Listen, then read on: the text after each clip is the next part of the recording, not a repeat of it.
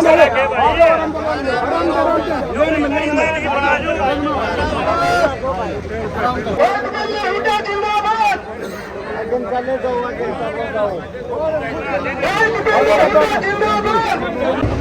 दिल पे लिखी हुई है, सबका जो है मैं समझता हूँ सत्य बिरादरी के पिता तुल्य बुजुर्ग नौजवान साथी, मेरी माताएं, मेरी बहन आज अपने गांव में पहुंचे तो आपने मान सम्मान किया, मैं धन्यवाद करता हूं।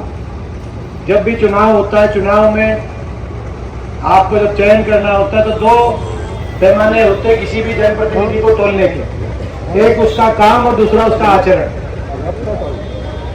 जब आपने यहाँ से मुझे चुन के भेजा था, अवसर दिया था, तो रोहतक को आगे लेके जाने के लिए, रोहतक का नक्शा बदलने के लिए, रोहतक प्रदेश और देश के विकास के मानचित्र पे आए, उसके लिए जो काम किए थे वो भी आपको याद होंगे। और मैं तो मेरा अपना गांव है, बचपन से लेकर आज तक मैं तो ओडेक सावन लगा था इस गांव में, अपना गांव है, तो बचपन से लेकर आज तक मेरा आचरण भी मेरा आपके आगे है, कोई छुपा हुआ नहीं है।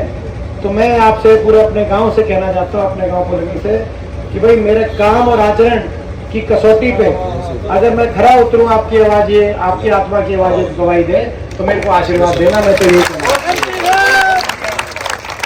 और मैं विश्वास दिलाता हूं कि आपका आशीर्वाद मैं खाली नहीं जाने दूंगा।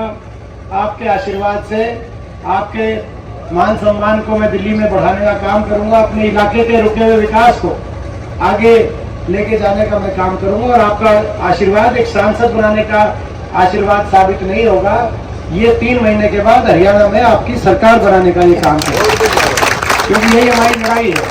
हरियाणा में बदलाव लाने की हमारी मेन लड़ाई है, क्योंकि आपने देखा है खट्टर सरकार 10 साल रही, खट्टर साहब ने अपने हल्के में तो एक दिन भी उनको आने का समय नहीं मिल पाया, इन 10 साल में नहीं मिल पाया। 10 साल बड़ा समय होता है जीवन के किसी भी जीवन काल का, तो 10 साल में नहीं मिल पाए। जो मुख्यमंत्री थे, अब उनको रहना भी दे तो क्या दे, क्योंकि तो अब जो बीजेपी ने मुख्यमंत्री बदल दिया और वो करनाल चले गए, तो आप समझ सकते हैं।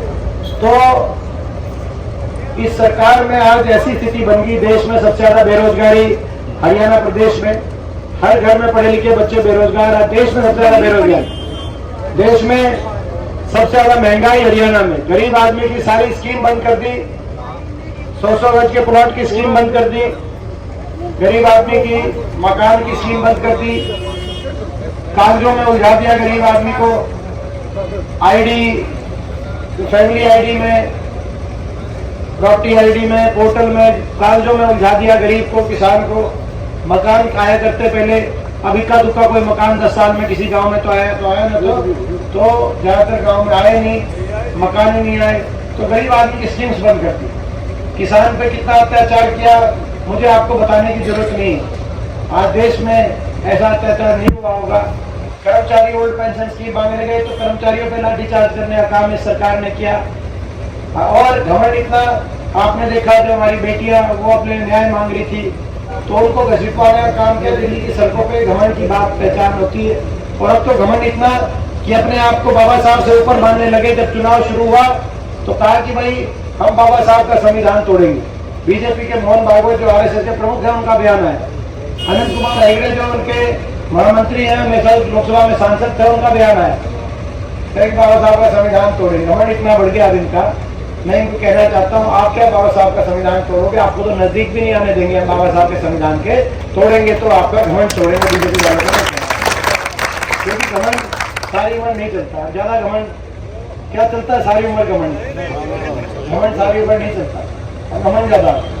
आप उसके साथ साथ आप मैं समझता हूँ कि पूरे प्रदेश में बदलाव का माहौल बन गया। आज हरियाणा प्रदेश में आप कहीं भी जाएं, आपको एक ही आवाज आएगी कि बीजेपी की सरकार हरियाणा में बीजेपी की सरकार जा रही है, और हुड्डा साहब के नेतृत्व में कांग्रेस पार्टी की सरकार आ रही है। सरकार तो पिछली बार भी आ जाती, पिछली बार भी बीजेपी की कोई बड़ी मेजोरिटी नहीं आई हरियाणा में। वो आपको पता है कि क्या बनी उस समय, 75 पार का नारा था, 40 मसाज बीजेपी की सीट आई, कांग्रेस की 31 सीट आ गई, 10 दुष्यंत चौटाला के एमएलए आगे, उन्होंने जाके 5100 की पेंशन पे समझौता कर दिया। 5100 की पेंशन तो क्या नहीं थी, खुद की 7 पीढ़ी का पेंशन का जुगाड़ करके आया और जो है अग्निवीर की तरह रिटायर करके बीजेपी ने 5 साल में। तो ये कहानी बनी, आपको पता है। लोगों ने बड़ा जो है लोगों के साथ छल हुआ, भ्रष्टाचार का ऐसा खेल।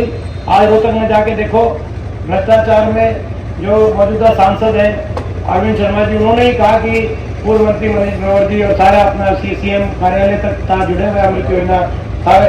क्या रोहतक का बुरा हाल, किसी जगह पीने का पानी भी ठीक नहीं है। ये स्थिति बन गई आज पूरे। मैं समझता हूँ कि कहीं कौन लूट रहा है, कहीं कौन लूट रहा है। तो अब कुल मिला के आपकी सरकार बनेगी और हमारा संकल्प है सरकार बनते ही पहली कलम से बड़े बुजुर्गों की पेंशन 6,000 करने का हम काम करेंगे और अपनी माताओं और बहनों के लिए जो ये जहाँ जहाँ देश में कांग्रेस की सरकारें बनी, प्रियंका जी का एक जो है स्कीम शुरू कराई। जहाँ जहाँ कांग्रेस की सरकारें बनी है, माताओं बहनों जो घर में सबसे बड़ी बहन और सबसे बड़ी माता जो अपना घर का कामकाज संभालती है, महंगाई से कवच देने के लिए गृह लक्ष्मी योजना के तहत माताओं और बहनों की 8,500 की पेंशन करने का हम काम करेंगे। और उसके साथ साथ हमारे जो महंगाई से कवच के लिए दिल्ली और हिमाचल और पंजाब की तर्ज पे 300 यूनिट बिजली